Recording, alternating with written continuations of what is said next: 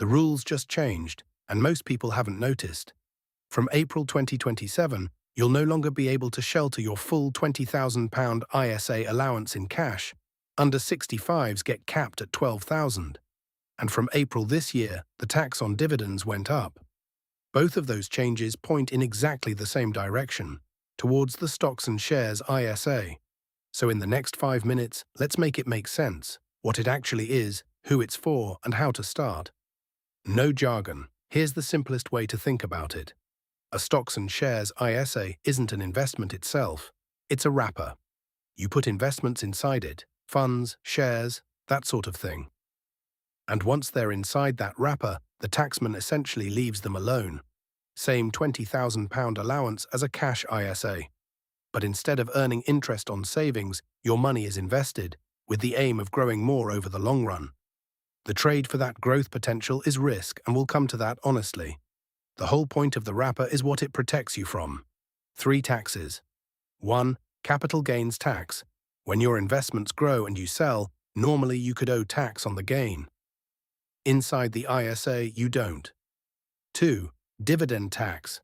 And this one matters more than it did a year ago, because from April 2026 the rates went up. Basic rate dividend tax is now about 10.75%. Inside the ISA, dividends are tax-free. 3. Income tax on what you take out. Also nothing. That shelter is the entire product. So how does it compare to a cash ISA? A cash ISA is savings. Your money sits there earning interest, and it won't fall in value. A stocks and shares ISA is investing. It can grow faster over time, but it can also drop. Different jobs. The reason this is suddenly urgent. From April 2027, under 65s can only keep 12,000 of the allowance in cash, with the rest pushed towards investments. Over 65s keep the full cash allowance, at least for now. The government is, quite deliberately, nudging people to invest. Now the part the hype channels skip. This is real money and it can go down. In the short term, markets wobble. That's normal, not a malfunction. The way sensible people handle it is time. A stocks and shares ISA is generally for money you won't need for at least 5 years, ideally longer. If you might need it next year, that's a job for cash, not this.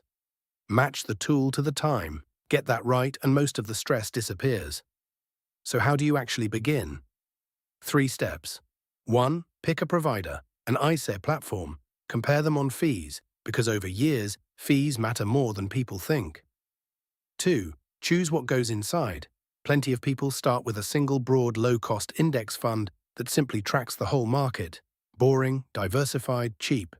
3. Set up a regular monthly payment and automate it, so you're investing steadily rather than trying to time the market.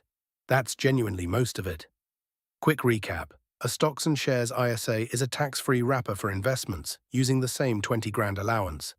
It shields you from capital gains, dividend and income tax, which is worth more now that dividend tax has risen.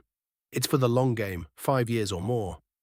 And the rule changes coming in 2027 make it more relevant than ever.